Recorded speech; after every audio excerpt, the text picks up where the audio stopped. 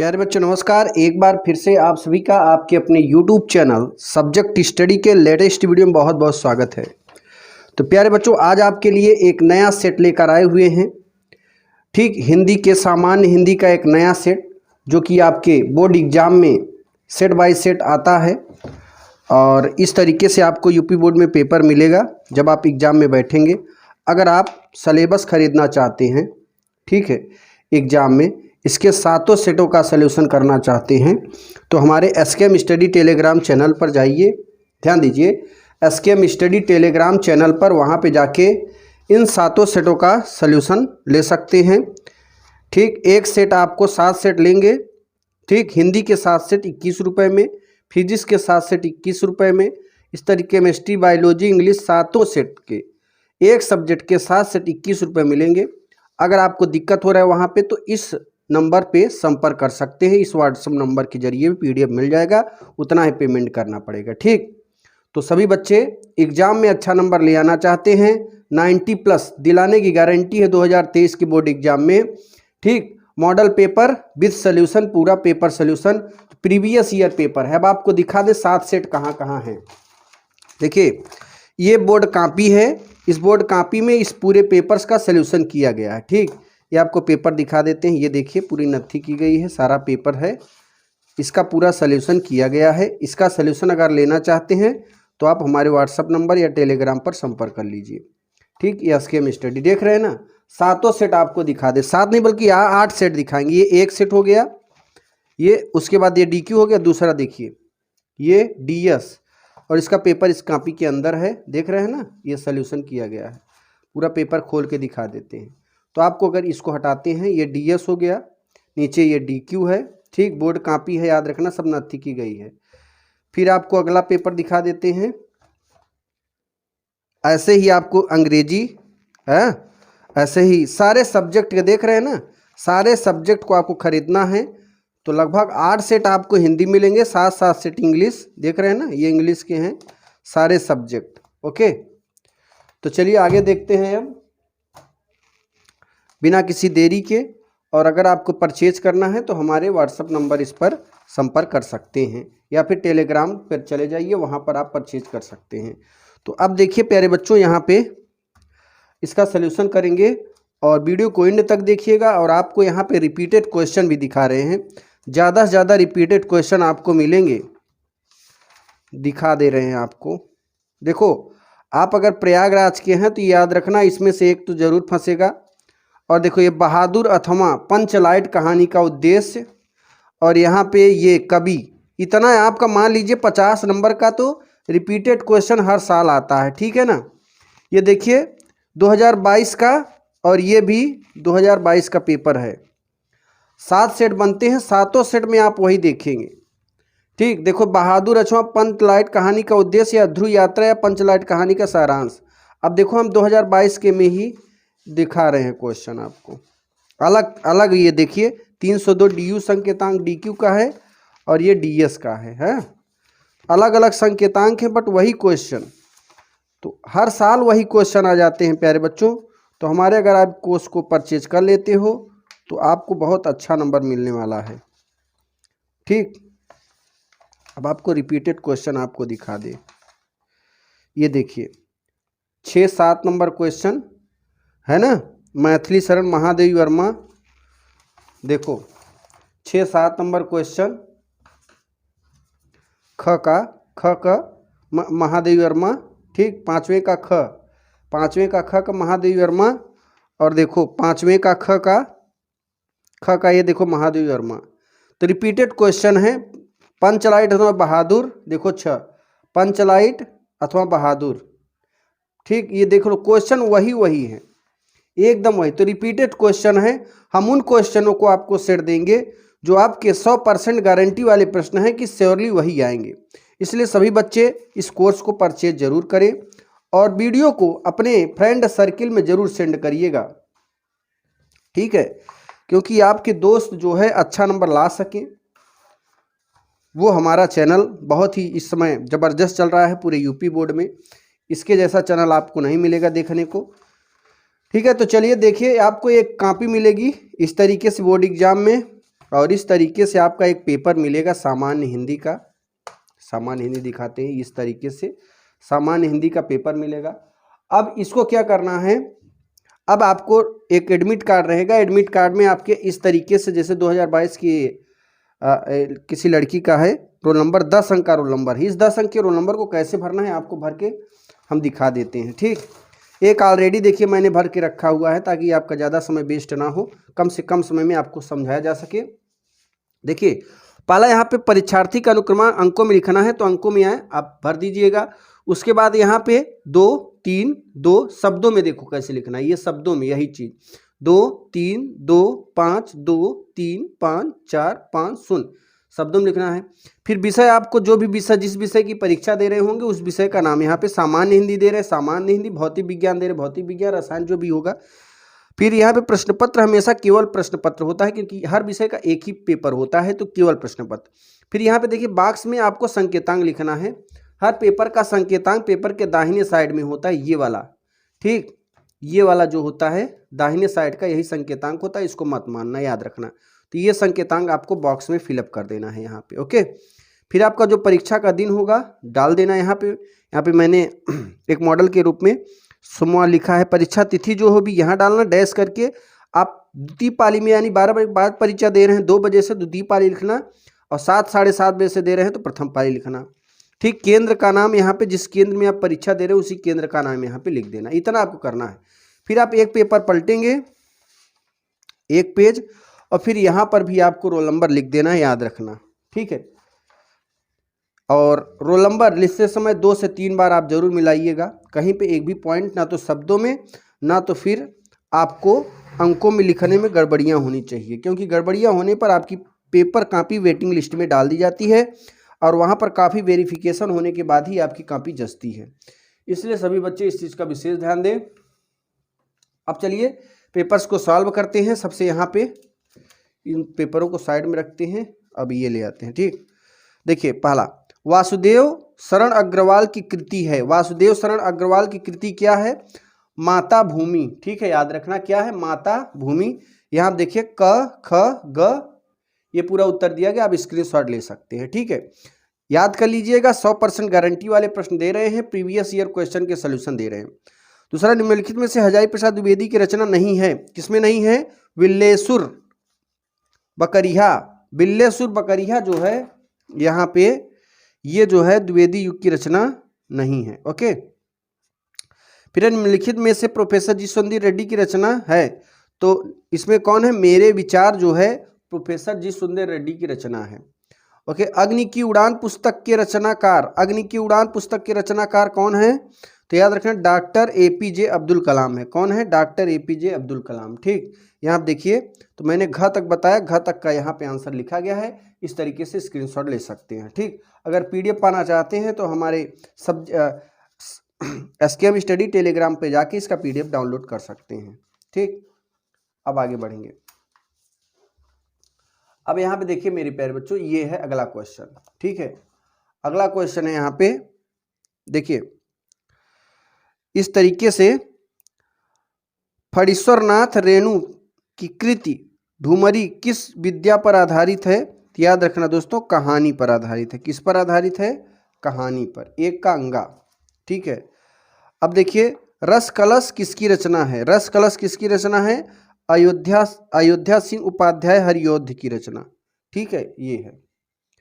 अब मैथिली शरण गुप्त महाकाव्यात्मक कृति है, तो मैथिली शरण गुप्त महाकाव्यात्मक किसमें है? साकेत में। ठीक है, किसमें दोस्तों? साकेत में है। ठीक, अब दूसरे का, दूसरे के घ में आ जाते हैं।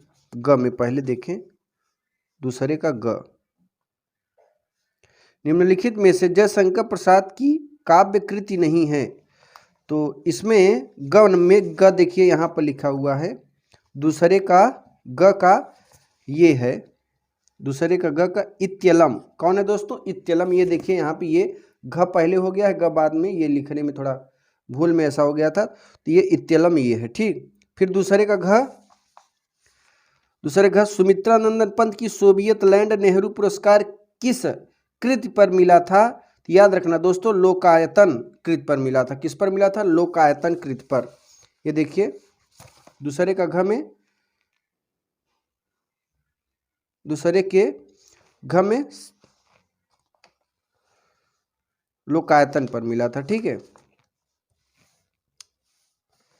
अब आ जाइए आगे, अंगा में देखते हैं। अंगा में देखते हैं प्यारे बच्चों, यहां देखिए निम्नलिखित में से सच्चिदानंद हीरानंद वात्स्यायन का काव्य संकलन है तो हरी घास पर क्षण भर, ये है। ठीक है, हरी घास पर क्षण भर, यहाँ पे गलत ये लिखा हुआ है। ओके, याद रखना, ये हरी घास पर क्षण भर के लिए। ओके, चलिए अब तीसरा नंबर आ जाते हैं, स्क्रीनशॉट ले सकते हैं आप इस तरीके से। अब तीसरे में आ जाएंगे। तीसरे में है दिए गए गद्यांश पर आधारित निम्नलिखित प्रश्नों के उत्तर दीजिए। देखिए इसमें दो गद्यांश आपको मिलेंगे, एक इधर मिलेगा एक इधर। अब इन दोनों में से एक करना है, आपको 10 अंक मिलेंगे इसमें। ठीक है ना, देखो 1 2 3 4 5, हर प्रश्न इसमें से, इसी में से खोज कर लिखना है। हर प्रश्न 2 अंक के हैं, इसलिए यहाँ पे लिखा हुआ है 5 गुणे 10, 5 गुणे 2 यानी 10। तो हर प्रश्न 2 नंबर के, तो पांचों करेंगे तभी आपको 10 नंबर मिलेंगे। इसमें से एक भी छोड़ेंगे तो 2 नंबर कट हो जाएंगे। तो इसको करो, चाहे अथवा के नीचे वाला प्रश्न करो। ठीक, इसलिए यहाँ पे अथवा शब्द लिखा हुआ है। तो देखो अब यहाँ पे, अब इसमें से ये पहला नंबर किया है, तो इस तरीके से आप, इसमें लिखा है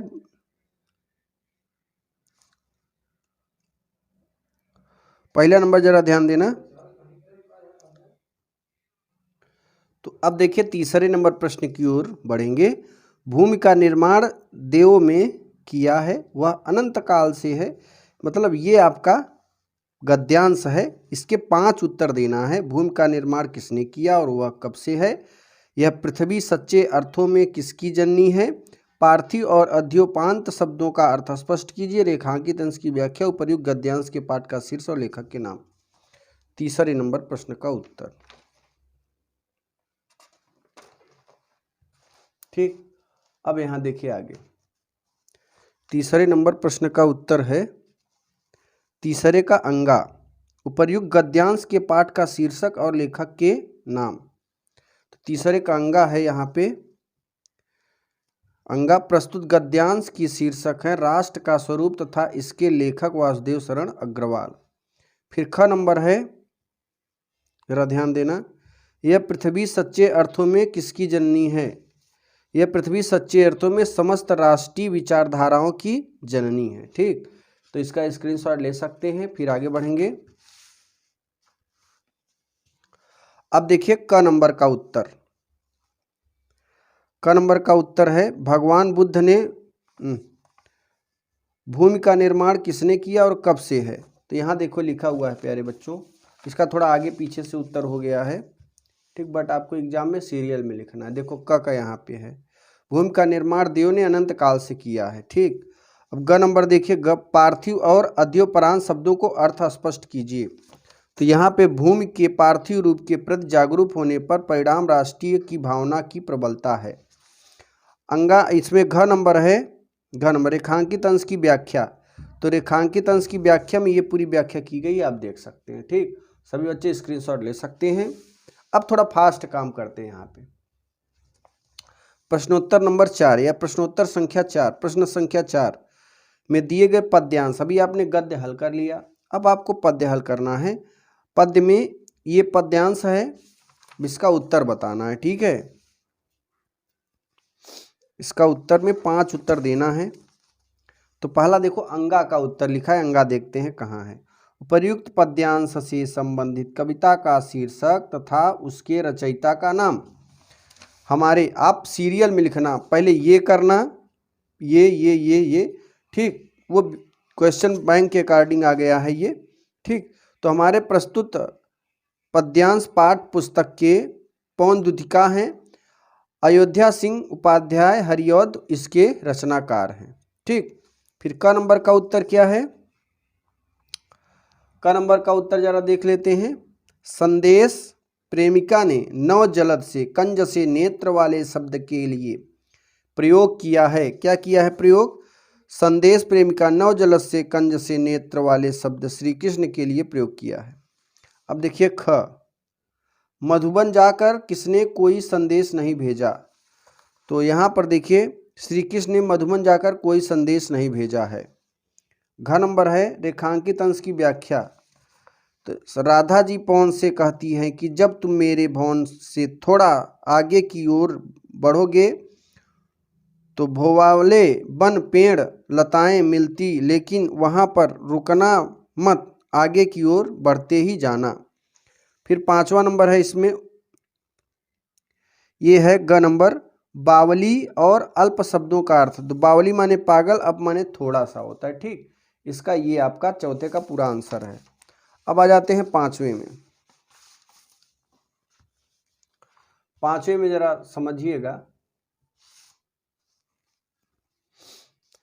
निम्नलिखित में से किसी एक लेखक का साहित्य परिचय देते हुए उनकी प्रमुख कृतियों का उल्लेख कीजिए। 3 में से आपको एक करना है, ठीक है, और यहाँ पे कम से कम 2 पेज करना है क्योंकि 5 अंक के हैं। तो 5 अंक के 2 पेज साहित्य परिचय आपको देना है।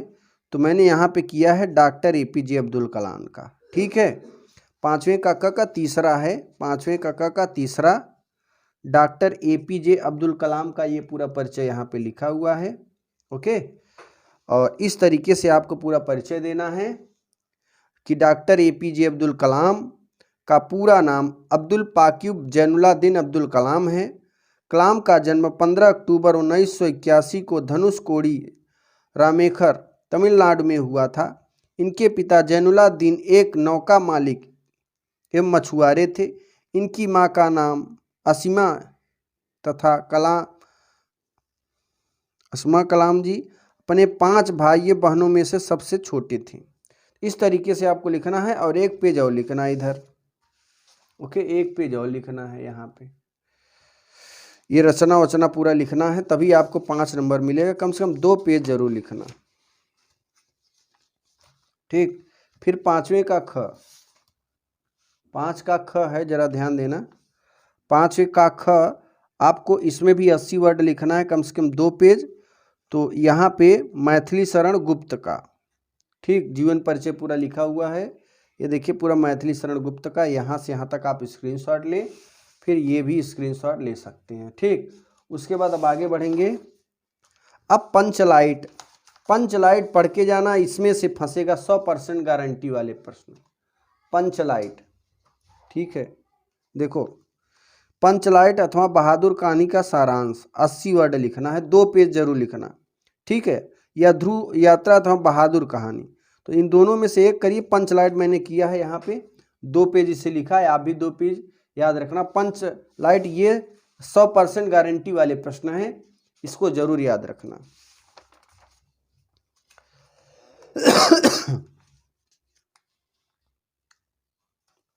अब देखिए 7 का क, 7 का क में आते हैं स्वपठित गद्य के आधार पर किसी एक खंड के लिखिए। तो यहाँ पे महात्मा गांधी का लिख सकते हैं। ओके, क्योंकि क्योंकि क्योंकि क्योंकि आप जानते हैं, आप प्रयागराज से हैं, तो प्रयागराज में क्या होता है, आलोक वृत्त खंड काव्य के गांधी जी का चरित्र चित्रण करना है। यहाँ देखो गांधी जी का चरित्र चित्रण पूरा किया गया है। इसे आप 2 पेज में लिख दीजिए, 1 पेज में जितने में अच्छे से हो जाए पूरा उनका इन्फॉर्मेशन वो आप लिख सकते हैं। ठीक है, अब देखिए 7वें का ख, 7 का ख है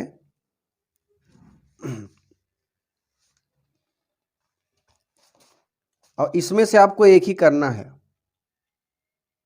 ठीक है, एक करना है, बट मैंने सब कर दिया, बट आपको एग्जाम में एक ही करना है, ये ख हुआ नहीं करना है। ठीक, याद रखना। अब आते हैं 8वें नंबर में। 8वें नंबर में क्या है, दिए गए संस्कृत गद्य में से किसी एक का संदर्भ हिंदी में अनुवाद कीजिए। तो यहाँ पर इन दोनों में एक का अनुवाद यहाँ पे किया गया पहला। ठीक, यहाँ देखिए पहला नंबर ये किया गया है संस्कृत का हिंदी में अनुवाद, ये वाला। अब अथवा में दिया होता है 2 में से एक करिए, तो ये मैंने नहीं किया, ये किया है। यहाँ पे आप देख सकते हैं पूरा अनुवाद लिखा है, स्क्रीनशॉट ले सकते हैं। ठीक, आगे बढ़ेंगे। 9 का क, 9 का क है, निम्नलिखित मुहावरे और लोकोक्तियों में से किसी एक का अर्थ लिखिए, अपने वाक्यों में प्रयोग कीजिए। तो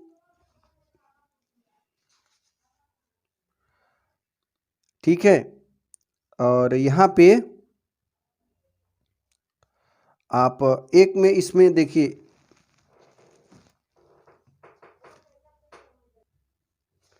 इसमें से प्यारे बच्चों ये देखिए आपके लिए मैंने छोड़ा है, ये जरूर करना। ठीक है, यहाँ पे 8 का ख नंबर ये, ठीक, इसमें से हिंदी में अनुवाद करना है। एक श्लोक का आप हिंदी में अनुवाद कर लेना, इसका करो या इसका करो। ठीक, अब देखिए 9 का ख, निम्नलिखित मुहावरे में से एक का अर्थ लिखना है। यहाँ देखिए 9 का क में अथ जल गगरी छलकत जाय का वह व्यक्ति प्रदर्शन अधिक करता है, अथ जल गगरी छलकत जाय का मतलब है। अब देखिए 10 का क में कविंद्र का सही संधि विच्छेद कवि धन इंद्र, ठीक है, ये पहले का स सही है, कवि धन इंद्र। फिर आ जाइए आगे, देवसह का संधि विच्छेद देवधन इसह, ये देखिए सारा चीज उत्तर लिखा हुआ है कॉपी में। नाविकह का संधि विच्छेद नवधन इकह, ठीक है, ये वाला सही है। फिर दिए गए शब्दों में विभक्ति और वचन, तो ख का आत्मनो शब्द विभक्ति क्या है? देखो यहाँ पे 10 के ख का पहला नंबर, 10 के ख का ये देखो लिखा हुआ है यहाँ पे, 10 के ख का पहला नंबर ब सही है, ध्यान देना। 10 के ख का ये ब, षष्ठी विभक्ति एक वचन यहाँ पे लिखा हुआ है। फिर 10 के ख का दूसरा नंबर नामने शब्द विभक्ति चतुर्थी विभक्ति एक वचन यहाँ पे लिखा हुआ है। ठीक, इसका स्क्रीनशॉट ले सकते हैं। फिर आगे बढ़ेंगे 11 के क में जरा ध्यान देना, शब्द युग्मों का सही अर्थ चयन करके लिखिए। अविराम अभिराम, ठीक, अविराम अभिराम का मतलब है लगातार और सुंदर। जलद जलद का मतलब बादल और समुद्र। निम्नलिखित शब्दों में से किसी एक शब्द के अर्थ लिखिए। तो यहाँ पे देखिए मित्र का मतलब है मित्र, सखा, दोस्त, ठीक है, ये आप लिख सकते हैं दूसरे का ख, 11 के ख का। निम्नलिखित वाक्यों में से एक, ये सारे उत्तर यहाँ पे दिए गए हैं, आप स्क्रीनशॉट ले सकते हैं, पूरा लिखा हुआ है यहाँ पे, इसमें हम समझा दे रहे हैं। निम्नलिखित वाक्यों में से एक शब्द का चयन करके लिखिए कृतज्ञ, ठीक है। यहाँ देखिए ग का पहला है जो ईश्वर में विश्वास है, ठीक है, जो ईश्वर पे विश्वास रखता है वो क्या होता है? आस्तिक, ये वाला सही है। ठीक, जो गलत कार्य के लिए हट करे वो क्या होगा? दुराग्रही, ठीक है, वो क्या होगा? दुराग्रही होगा। निम्नलिखित में किन्हीं दो वाक्यों को शुद्ध करके लिखिए। ओके, तो यहाँ पर लिखा हुआ है यह पद्यांश नौका विहार कविता से संग्रहित है। यह पद्यांश नौका विहार कविता से संग्रहित है, ये सही से ऐसे संग्रह, यहाँ पे ये वाला लिखना चाहिए जैसा कि यहाँ पे लिखा हुआ है। अगला है क्या मेरा तौलिया सूख गया है? क्या मेरा तौलिया सूख गया है, इस तरीके से लिखेंगे, यहाँ पे इसमें गलतियां हैं। ठीक, अब आगे देखिए अगला क्वेश्चन 12 नंबर है वीर अथवा करुण रस का लक्षण। तो यहाँ देखिए वीर का पूरा लक्षण यहाँ पे लिखा गया है।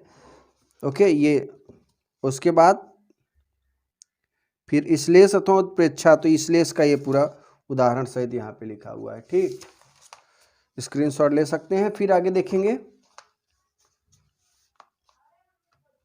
ग नंबर,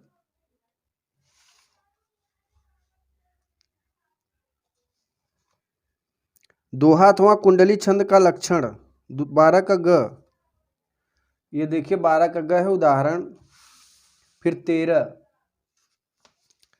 13 है कृषि यंत्रों की दुकान खोलने के लिए किसी बैंक के शाखा प्रबंधक को एक आवेदन के लिए लिखिए, ऋण की मांग की गई है। ठीक, आवेदन यहाँ पे किया गया है, ये पूरा देखिए, पूरा यहाँ पे पत्र लिखा गया है बैंक से लोन लेने के लिए। ठीक है, अब आगे देखिए 14 नंबर। 14 नंबर क्वेश्चन का आंसर जरा ध्यान देना।